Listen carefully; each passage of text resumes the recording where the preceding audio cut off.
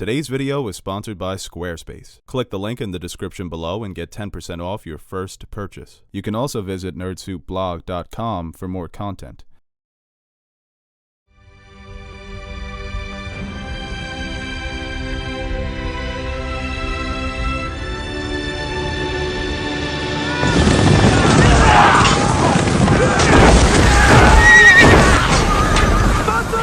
Get down!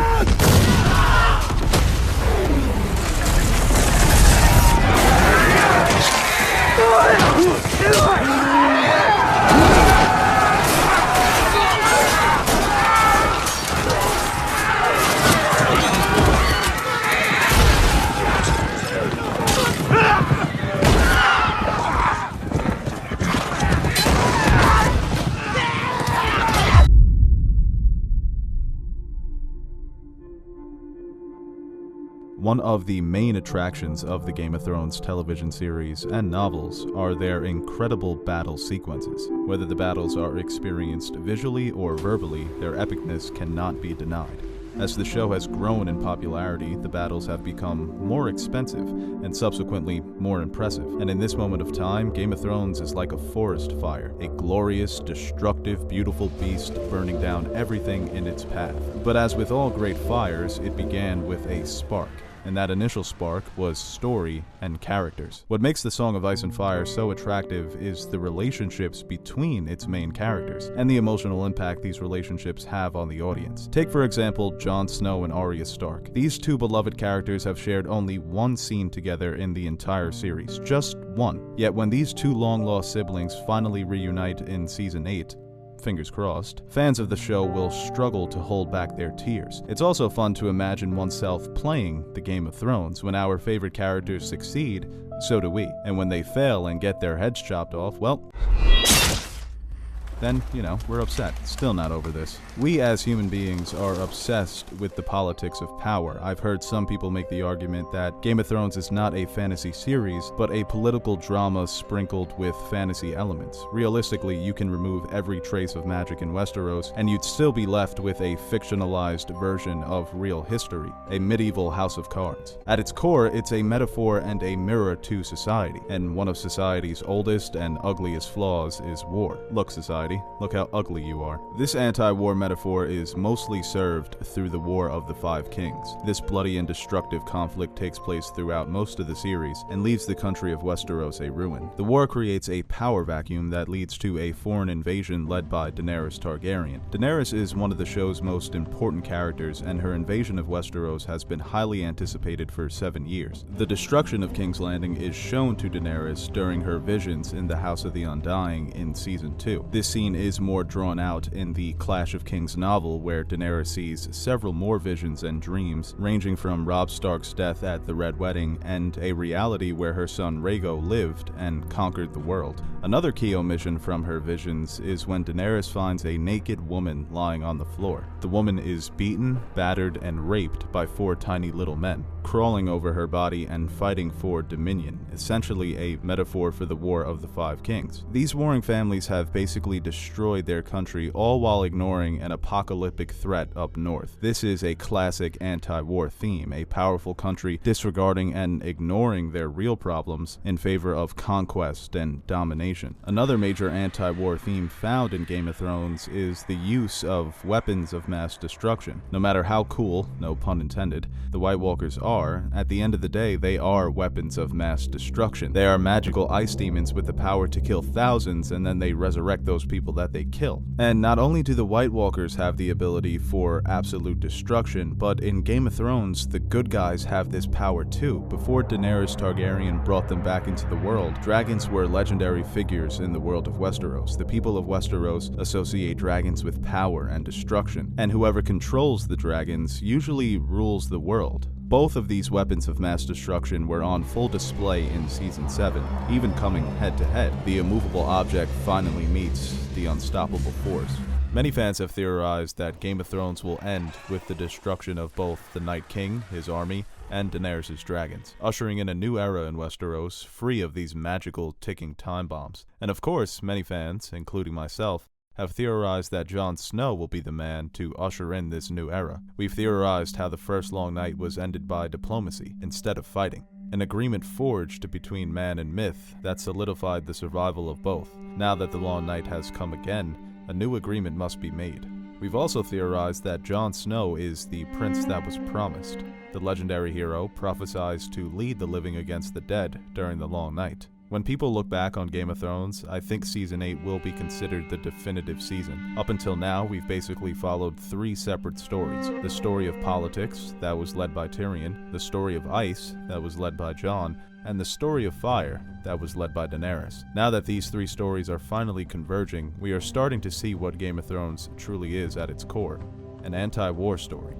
Now, I do think that we will see several epic battles in Season 8. Jon and Daenerys on one side, the Night King on the other side, dragons fighting ice dragons, the living versus the dead, zombie giants and polar bears, possibly ice spiders as big as hounds, dragonglass, Valyrian steel. Shit is going to go down in Season 8. George R.R. Martin always points to J.R.R. Tolkien as the king of fantasy, and while Game of Thrones is a more complex, morally gray story compared to The Lord of the Rings, I think we will see some of that Tolkien epicness in Season 8. There won't be a climactic battle where the good guys defeat the bad guys and everyone rides off into the sunset, but there will be some major action set pieces where all the forces of good and evil, of magic, of ice and fire are just on full display coming head to head. But the true ending of Game of Thrones will be much smaller and more personal. It will involve these characters that we've grown to love and hate, to root for and root against, dealing with their internal conflicts, making decisions against their instincts and desires, eventually sacrificing what they love for the greater good. The bittersweet ending that George R.R. Martin loves to tease.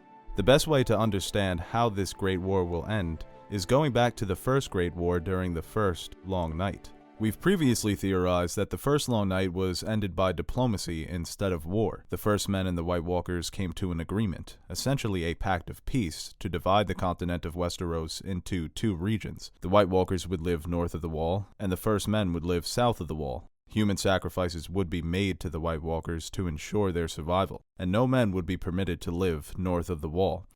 More importantly, we also detailed the rise and fall of the 13th Lord Commander of the Night's Watch, better known as the Night's King. Before we get into this, I just want to point out that the Night's King and the Night King are 2 different characters. The legend of the Night's King is about a man who rose to be the 13th Lord Commander of the Night's Watch. He eventually deemed himself the Night's King, and he took a female White Walker for his bride. The couple ruled over the Wall from their seat at Nightford, which was the first castle ever constructed on the Wall. Legend states that the Night's King and his bride made human sacrifices and ruled over the Wall with absolute impunity. He was eventually killed when the King of Winter, Brandon the Breaker, and Joramun, the King Beyond the Wall, joined forces and disposed of the Night's King and his bride. Like most legends in Game of Thrones, the legend of the Night's King was probably misconstrued throughout the centuries following his death. It's like a game of telephone. These legends and prophecies can't be taken at face value.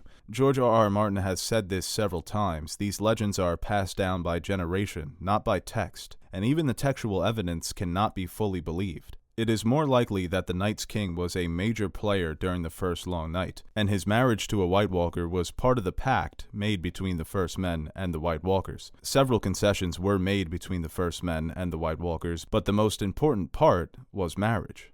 In order to ensure a lasting peace between these 2 warring people, a human man would be wed to a female White Walker. This human man being the 13th Lord Commander of the Night's Watch, or the Night's King. Eventually, he and his wife were killed by those who probably didn't believe that a lasting peace could ever be achieved. Those that were too ignorant to see the big picture, who could only see White Walkers as a threat and an enemy, a race of beings that need to be destroyed. The life and death of the Night's King is very similar to the life and death of Jon Snow. Jon Snow has always made an effort to see the potential in the people that he meets. Like when Samwell Tarly first arrives at Castle Black, Jon is the only one to defend the helpless boy. His protection of Sam is the main reason that Sam's intelligence doesn't go to waste, and now Sam is one of Jon's most important allies.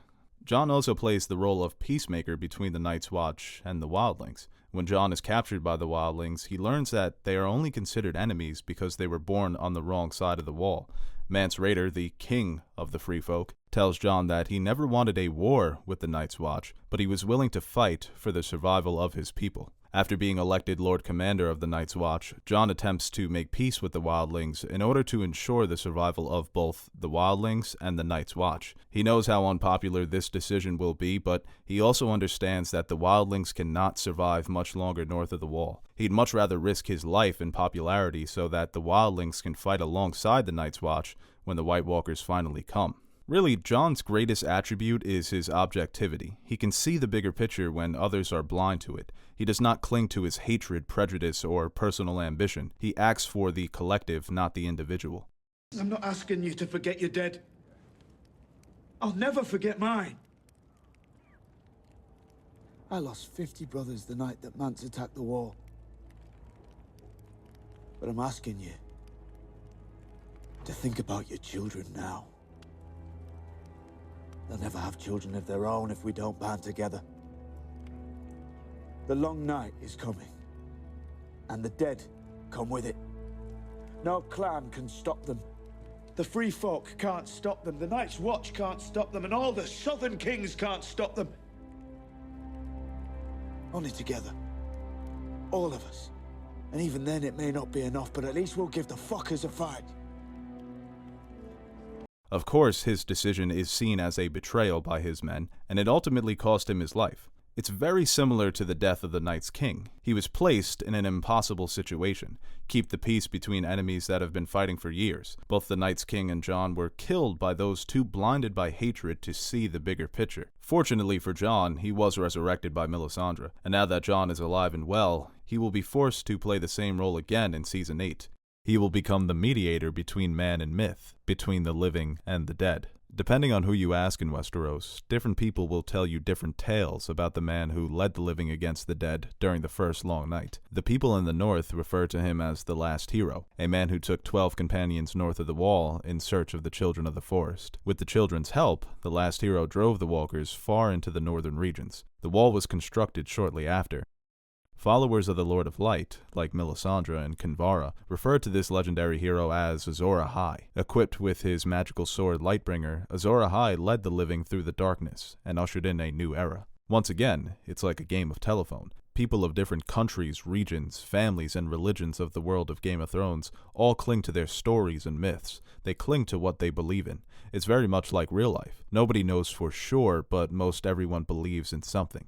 In reality, the last hero and Azor Ahai were probably the same person, with their individual legends being made up of truths and falsehoods. The last hero and Azor Ahai are just interpretations of the prophecy of the prince who was promised. The stories and myths are similar, and since Jon Snow is the prince who was promised, specific aspects of these legends may be repeated in Season 8. Our first point of interest here is the legend of Azor Ahai. Legend says that Azor Ahai wielded a magical sword named Lightbringer, and that he forged this magical weapon by plunging it into the heart of his wife, Nissa, with her soul combining with the steel. While I do believe that Azor Ahai and the last hero are the same person, I also believe that this legendary figure went on to become the Night's King, the 13th Lord Commander of the Night's Watch, who went on to make that one final sacrifice.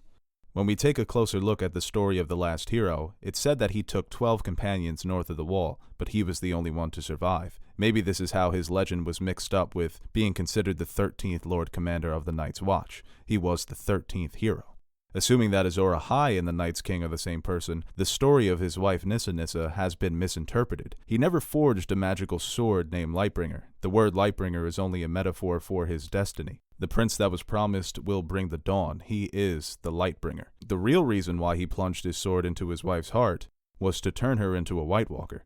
We know that Valyrian steel and dragonglass are the only two substances that can be used to kill a White Walker, but we also know that dragonglass can not only kill White Walkers, but it can also create them. In Season 6, Episode 5, The Door, Bran learns that the White Walkers were created by the children of the forest to protect themselves from the first men. He witnesses the first man that would become the first White Walker, and he watches as the children of the forest plunge a dragonglass dagger through his heart. What if instead of marrying a female White Walker, the Night's King transformed his human wife into a White Walker herself by using the same magic that the children of the forest used thousands of years ago? We've never actually seen a female White Walker in the books or the show, and it's believed that the only way for the White Walkers to procreate is through human sacrifices. This marriage between man and White Walker would keep the peace between these two warring enemies. The human sacrifices made by the Night's King would ensure the survival of the White Walker's race, and the marriage itself would ensure the security of the First Men. It's like any political marriage in Westeros, a union between two families that creates an alliance. In this case, it's a union between two different races that creates peace.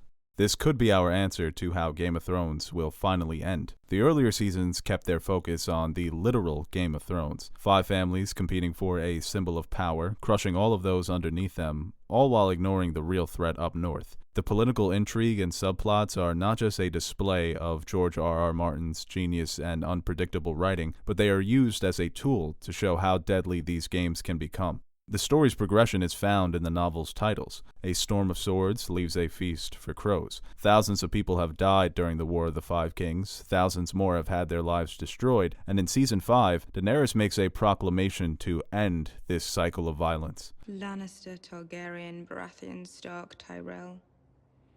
They're all just spokes on a wheel. This one's on top, then that one's on top, and on it spins, crushing those on the ground. It's a beautiful dream. Stopping the wheel. You're not the first person who's ever dreamt it.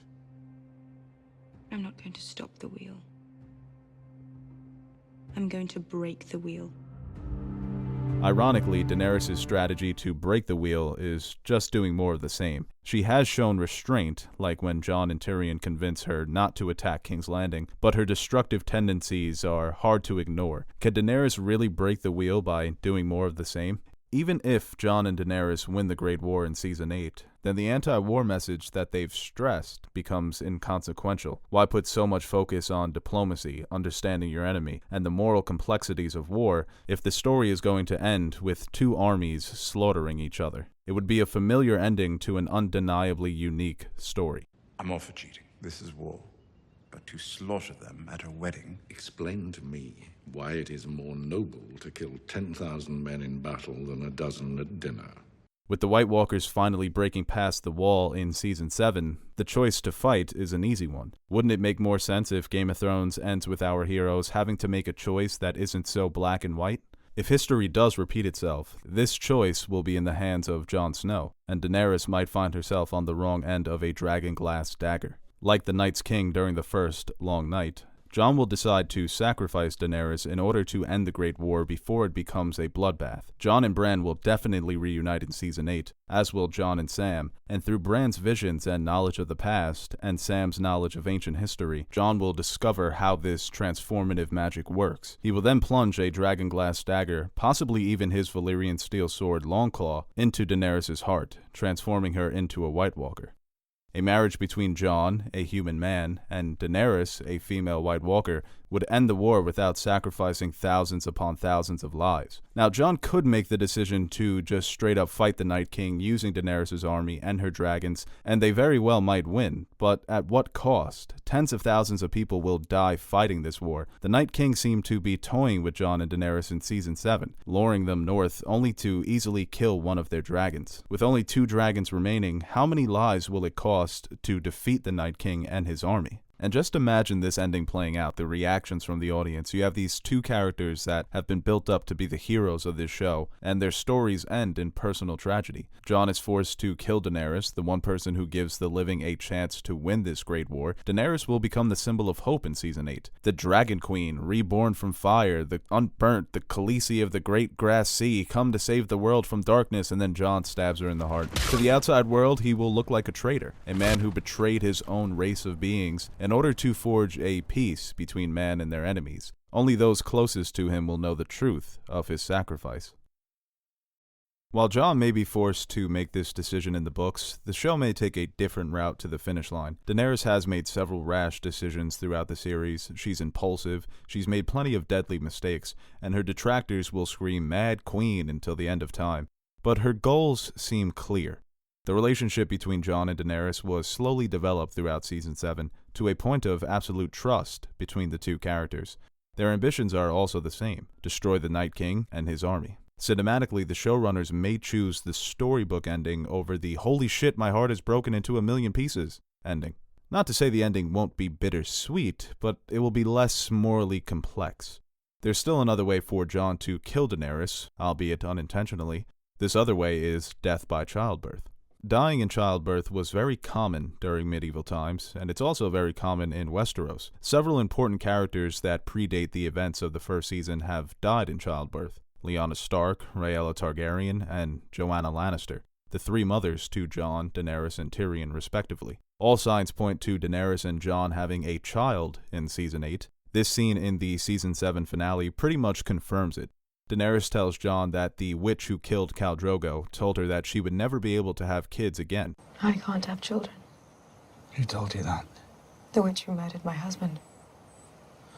Has it occurred to you she might not have been a reliable source of information?